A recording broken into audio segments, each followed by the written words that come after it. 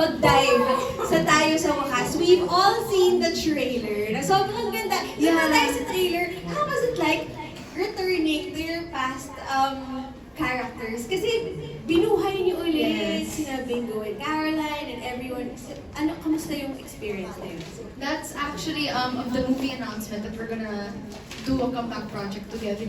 Alam mo, nakakatawa. Kasya pa sa akin yung uniform ko. He's into her. Ayun talaga yung una kong impression. Sabi ko, oh my God. Even Donnie was like, kasya pa sa yung ano mo. As in, eksakto.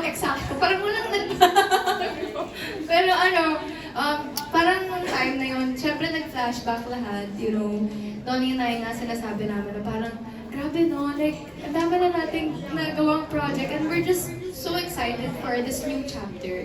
And, as in, sobrang nakakakaba and excited, syempre. May iba ka ba pwede ikwento sa amin bukod dun sa uniform? Like, ano ba yung mga fun na memories shooting that movie announcement? Our supporters are actually involved. Yes, kasama sila yung students, mga klase namin.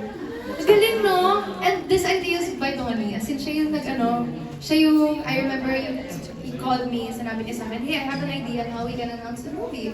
Tapos, as in, sobrang we were all so drawn to the idea. And we're really excited. Kasi ganda ng transition, ang ganda ng pagkaka-edit. Talagang roller coaster siya, di ba? Ang saya-saya, tapos lang, ayun. At talagang, Yes! ang ganda nung, ang galing pala ni Donnie mag-marketing, no? Ang galing niya! Na-curious lahat, parang ayaw nga, no? Tsaka parang biglang nabalik kami dun sa journey nyo bilang Donbel. So, ano na ba itong next? Ano itong Tayo sa Wakas? So, doon na tayo pumunta. What can you share with us as of now tungkol sa Tayo sa Wakas? Wait lang po, 5 seconds. Siyempre, movie announcement pa lang, di ba? Ang makita pa lang natin to refresh their memories. You were in a car. Yes. Tapos, parang tinanong mo ba si Donnie? Yes, as na ba tayo? Siyempre, we expect something more mature. I feel like this one is more emotional. Mas puno ng emosyon and feeling ko sobrang matcha-challenge ako sa role na to. But I'm excited for that challenge. But just to clarify, yung Wag yung salita. may nagtanong kasi kung mapanakit ba? Ano siya, very, madami kayo matututunan. Ayun. Very, natatakot ako magsalita. Nung pinitch kasi sa akin, may jaw drop moment ako na, what? Ganon. May ganon? Yes. So yun lang po pwede ko sabihin.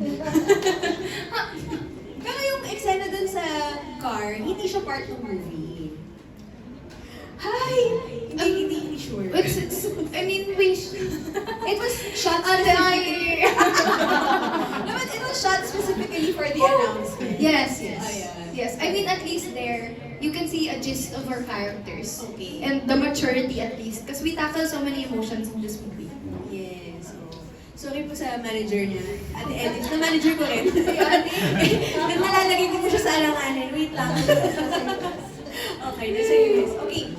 What role did you play that made an impact in your career as an artist? Okay. So, ano na to? After Tayo sa Wakas. Wait, i-end na ba natin yung Tayo sa Wakas doon? May mga gusto ka pa bang i-share? Tungkol sa Tayo sa Wakas? Well, abangan nila. This coming May. May na siya. So, Sa May po. super excited. Okay. And it's directed by Director Kathy. Yes! Kathy Garcia Sempana. Yes. Naka-work na natin. Okay, ano po yung tanong ulit? What Project made an impact. what project made an impact in your career for you? Parang every role I do makes an impact on my personality and who I am. But I feel like the first ever lead that I did, which is He's Into Her, that really, that really made an impact sa career ko. Nagbago no? Yung trajectory bigla. Syempre parang it was my first lead role and I've been praying for it for the longest time. Sana magka-lead role ako. And naramdaman ko na parang, oh my gosh, syempre pressure, first lead role. Pero I was just so happy and grateful. And it came at such a very unexpected time kasi pandemya yun, Yes. diba? So grabe talaga yung struggles nun. Tapos Yes. sobrang, ano siya, light amidst the darkness, yung Easy Interpreter project. Not just for you, but for everyone sa ABS-CBN. I remember that. So, iba talaga yung project na yun. Yes. Okay, ngayon naman, let's hear from our friend from the media. Give it up for Tin Bailon of Kep.PH! Hello po. Ayan. Lately kasi parang nagkakaroon kayo ng project ni Donnie na magkahiwalay. Nanibago ka ba na hindi kasama si Donnie? Yes! Nung una, alam mo, nag-usap kami isang beses po ni Donnie. Sabi ko, kinakabahan ako, hindi kita ka-work. Siyempre kasi meron kaming, tawag doon, dynamics together. Pero I feel like it was very much needed since he's doing Ronga and I'm doing Meet, Greet, and Buy for this movie. Parang it allowed us to grow more.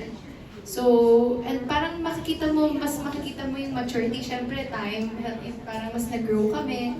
So, hopefully, yung movie na to, mas mabigyan ng justice yung story and yung characters po.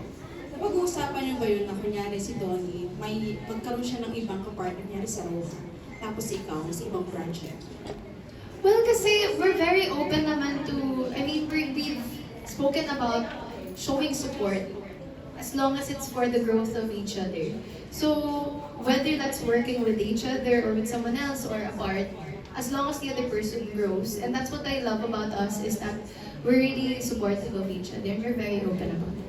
Dito tayo sa wakas, meron ka bang nakitang kakaiba sa isang Donnie Pangilinan? Kasi 2025 last year pa yung last nyo, di ba? Sorry po. So, meron ka bang bagong nakita kay Donnie? Sa tayo sa Oo, wakas? tayo sa wakas. Di ba po kami nag-shoot? Teaser pa lang. Pero now, nakikita ko yung, alam mo, I feel with Donnie kasi all the more I work with him, I can see more how dedicated he is with his work. Kitang-kita mo yung puso tuwing nagtatrabaho siya. Even up to that teaser, talagang he was so hands-on and he never fails to surprise me and us actually sa mga ideas niya. He never runs out of ideas. He's the most spontaneous person you know. And syempre parang naging blessing siya for me and blessing sa lahat ng supporters namin. Thank you, Beth. Thank you so much po. Thank you so much. And now let's go to our next question. Do you also see yourself venturing into theater? So context, kanina kasi yung mga guests Yes, namin, yes. guests are artists, so feeling ko dun galing yan. So, do you see yourself in theater? Why not? Pero feeling ko iba yung challenge sa theater, no? Iba kasi siya, kasi pag sa movie, pwede ka hindi pwede. I mean, syempre gagawin mo yung best mo, pero if you ever fall, may take two. Dito kasi one take, di ba? So, syempre, One long take. Super long take. feeling ko it takes so much courage and sobrang napapahanga talaga ako sa mga nagti-theater. Grabe yung dedication nila. Talagang, imagine how long would you rehearse that just so you could pull off the entire story. So, sobrang parang, why not?